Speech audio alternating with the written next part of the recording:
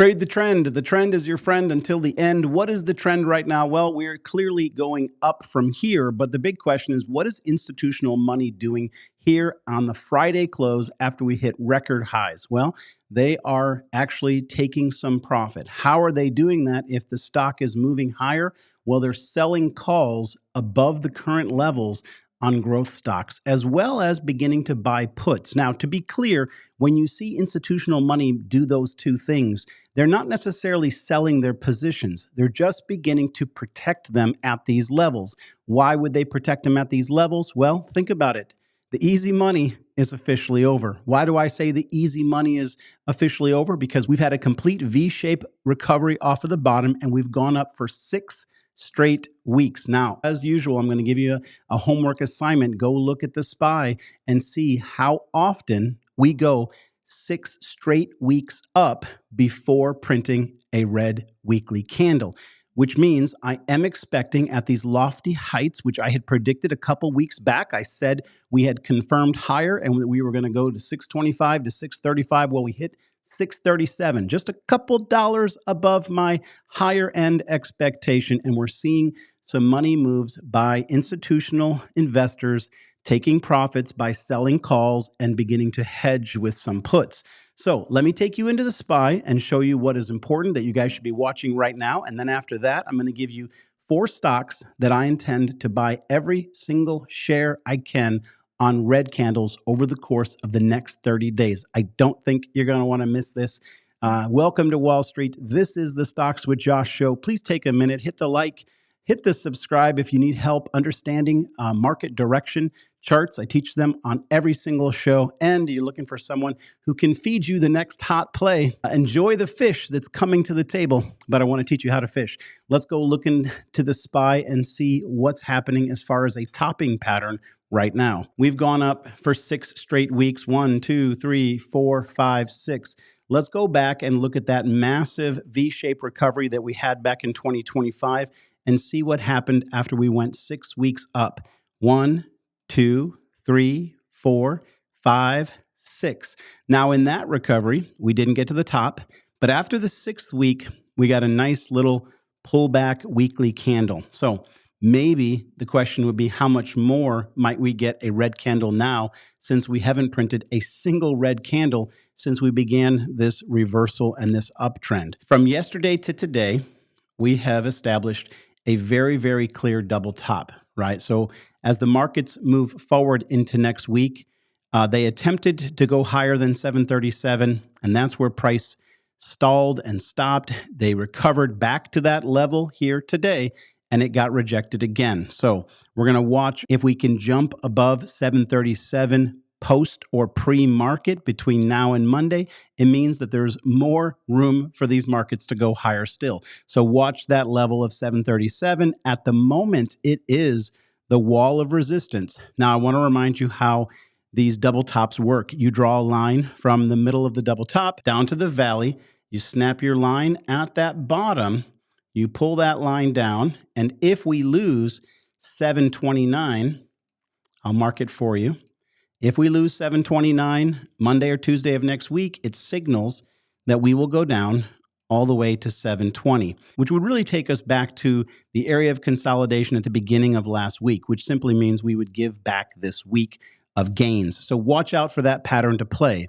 Now, the big question is, what stocks am I buying as much as I can? Now, I'm not talking about, I've got resources, so I could drop a ton of money.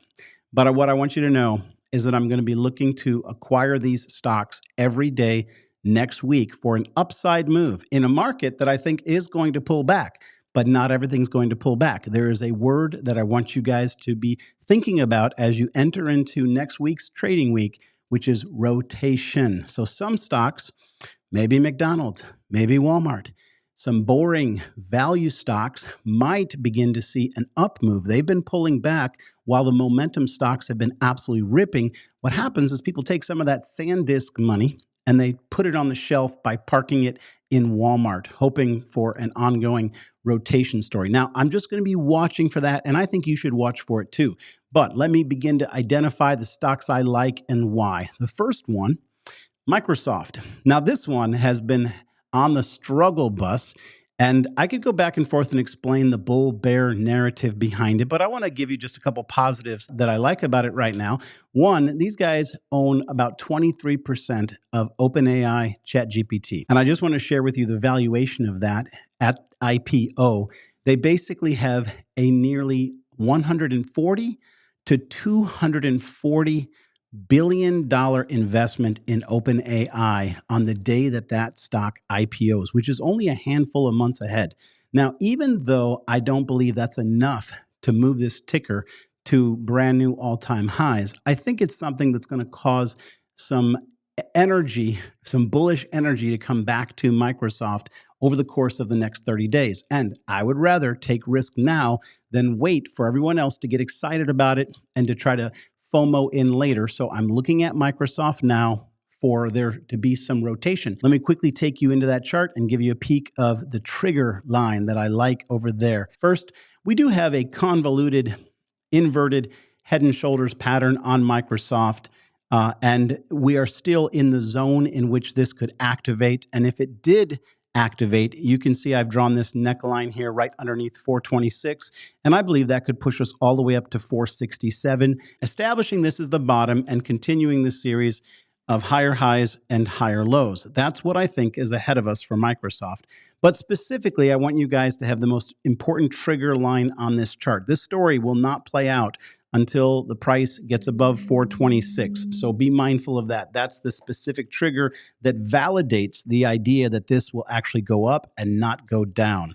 So what other stocks do I like right now that I want to continue to buy? I wonder if you guys can guess. Drop the name of the stock that you think I'm most bullish on going into next week. And I'm going to pause for a moment. 1, 2, 3. Palantir. We sold this around $140. It couldn't hold 138 going into close. It came down and made a higher low, and we got a nice little bounce off of that. And we're still in the uptrend zone. It's just sort of a sleeper right now. It's lagging, but I don't think that it's going to flush or pull back when the rest of the market pulls back or consolidates. I think that's when it's going to wake up. Let's go look at the Palantir chart. I did and do have a decently sized call position in Palantir going into close here on Friday. And as far as a long-term investor, I'll be buying and nibbling there as well. Let's go look at Palantir. So we are going to remain in a bullish stance until this level gets broken. It's only when this doji level. Now, dojis are hard to pass. I want you guys to respect dojis for a minute. Imagine them like the goalkeeper, the gatekeeper. This is a hard to pass candle. And sure enough, after we ran up and tested 140 and got rejected, we came back and we tested the doji right there, that little plus sign. And sure enough, we bounced hard. Now, what do we have to do next? We simply have to close some candles this following week above 138. And we really still have in play this target of 150. Now, you cannot just buy and blindly hold and blindly follow me. I'm managing this trade and you need to manage your own trade. So you've got to learn a little bit about how to manage your own trade. But I do like Palantir. And if it does fall apart going into next week, I'll simply have to let it go. But I like it along with Microsoft. Now I'm going to go quick on the final two. I'm going to tell you one of them's a small cap. I wonder if you can guess which one that is. It's the one that I came out last week and said, I'm not panicking on Poet. They didn't do anything wrong. Marvel was a competitor with Poet, and they simply bought one of Poet's customers, and they used it as an opportunity to smack them down and to put them in a negative light, right, on Wall Street. But it was all lies. And I think Poet is a great company. I think their leadership is solid and stable. I like how they control their purse, the money that they manage to position themselves. I think they're going to be a major player in this area. And I think that Marvel is going to regret the day that they messed with them. Let's go look at the Poet stock. So to be clear, I called this stock out back here. We bought, this whole zone going down, and we enjoyed this massive rip higher. And I said that somewhere along the way, you've got to invest in a company that you believe in and you're going to hold for 10 years. Now, you're welcome to do swing trading, but this is an investment for me. And this was a gift. When that story came out and the stock dropped from really the high pre-market was $17.37. When that thing, it fell all the way back and gave everybody a second round to buy down lower at around $7. And since then, again, we ran up to 12. Another opportunity to double your money. Let me know if you are riding along on the Poet trade. If you took some profits today, I wouldn't blame you. It's hard not to take those profits, but what often happens for me is when stocks begin to prove themselves, the way Poet has recently, one of the things I've done in the past is I've sold it and tried to move on to the next hot stock, only for that company to go from 10 to 20 to 30 to 40 to 50 to 60 to 70 to 80 to 100. And I sit back and go, hey, I owned thousands of shares of that. That would be worth $250,000 right now. So for me, I've got this one in a different bucket. It's not the trade bucket. It's the investment bucket, but you do you. I'm just letting you know that I'm still holding my Poet and I've enjoyed seeing it run back up. Not a single purchase I've ever made of Poet has been a loss to me. They're all profits. Everything is a profit right now on Poet. So one more pick, and this one I'll try to talk more about in a coming video, and that's a stock that has had some problems, SMCI. Technically, I think it's due for a breakout, and I think that every time you try to forget about this particular company because they have had some issues with management and you turn away, then they turn around and they start running. Well, technically, that might be setting up for a move upwards on SMCI. Let me take you into the chart and I'll tell you where the trigger line is and we'll go from there. All right, by now you guys should recognize this chart. This chart is just like Intel, just like Disney. It had an incredible capitulation back to historic lows.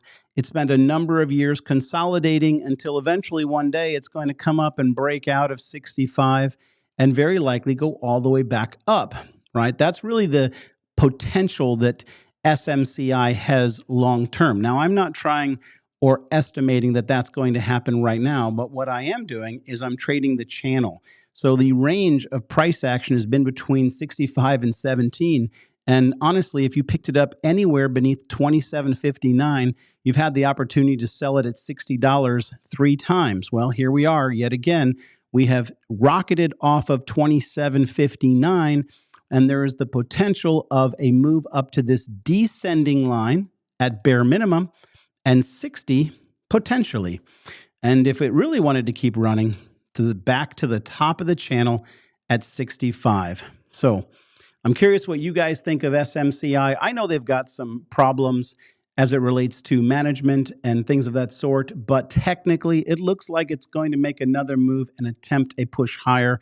And I think there's some room up from here. Now, it just got a very strong green candle breaking above that 27.59. That's why I said if we get any red candles of consolidation or any dip whatsoever, I want to get on board this one. I think it's going to be a fast moving opportunity. Let me know what you think of my stock picks today.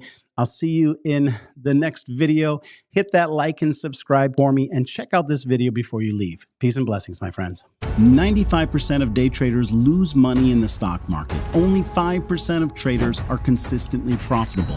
So if you're trading without a strategy, you're not trading, you're gambling. And here's what nobody tells you. 40% of day traders quit in the first month. 80% are gone within 2 years. This is not investing. Statistically, you're not more profitable because you make more trades. In fact, you're more likely to lose money. Profitable traders don't take the most trades, they take the right trades. Because if you're only chasing big wins and you're not learning the discipline and the technicals behind what makes a good trade, then you might as well be doing this. But what if I told you there was a way to learn while still getting instant access to the technicals so you know whether a stock is in the bullish or bearish bucket without needing a master's degree in indicators or charts before you begin? That's exactly why I made the Friendly Stock Screener, so you can understand what I see in the charts before I even talk about it on my channel. Have you ever wanted to hear my thoughts on a particular stock? Well, now you can with the Friendly Screener. It was built on my logic, my technicals, and tried and tested trading systems, so you can screen any stock, anytime, anywhere. Stop gambling. Screen your risk and find your wins. The friendly stock screener. Clarity over activity.